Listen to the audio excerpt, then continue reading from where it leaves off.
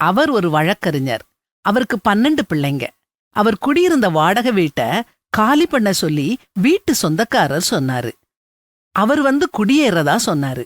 வழக்கறிஞர் வாடகைக்கு வீடு பார்க்க ஆரம்பிச்சாரு. வீடே கிடைக்கல. தனக்கு 12 பிள்ளைங்க இருக்காங்கன்னு சொன்ன உடனே யாருமே அவங்க வீட்டை வாடகைக்கு கொடுக்க முன் வரல. பிள்ளைங்க வீட்டை நாசம் பண்ணிருவாங்கன்னு நினைச்சாங்க. வழக்கறிஞர் யோசிச்சாரு. தனக்கு பிள்ளைங்க கிடையாதுன்னு சொல்ல முடியாது. ஏன்னா அவர் பொய் சொல்ல மாட்டாரு. பொதுவா வழக்கறிஞர்கள் பொய் சொல்ல மாட்டாங்க. அவங்க பொய் சொல்லவும் கூடாது. ஆனா அவங்க சரியான வார்த்தைகளை உபயோகப்படுத்துவாங்க. அவருக்கு ஒரு ஐடியா வந்துச்சு. ஒரு நாள் தன்னுடைய மனைவியையும் 11 பிள்ளைகளையும் பக்கத்துல உள்ள கல்லறை தோட்டம் வரைக்கும் நடந்து போயிட்டு வர சொன்னாரு. மீதமுள்ள ஒரு பிள்ளைய கூட்டிட்டு வீடு பார்க்க போனாரு. அவருக்கு ஒரு வீடு ரொம்ப பிடிச்சிருந்துச்சு. அந்த வீட்டு சொந்தக்காரர் உங்களுக்கு எத்தனை பிள்ளைங்கன்னு கேட்டாரு. வழக்கறிஞர் அவர்கிட்ட 12ன்னு சொன்னாரு. வீட்டுக்காரர் அவங்கெல்லாம் எங்கன்னு கேட்டாரு.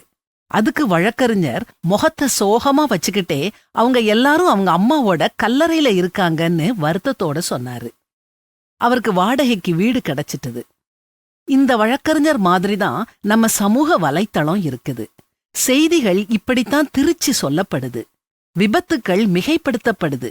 உண்மையும் பொய்யும் கலந்து தரும்போது எது உண்மை எது பொய்னு தெரியாம நாம திகைக்கிறோம். இல்லீங்க, இப்படி நம்ம விவேகம் இல்லாம வாழக்கூடாது. ஆண்டவர்கிட்ட வாங்க.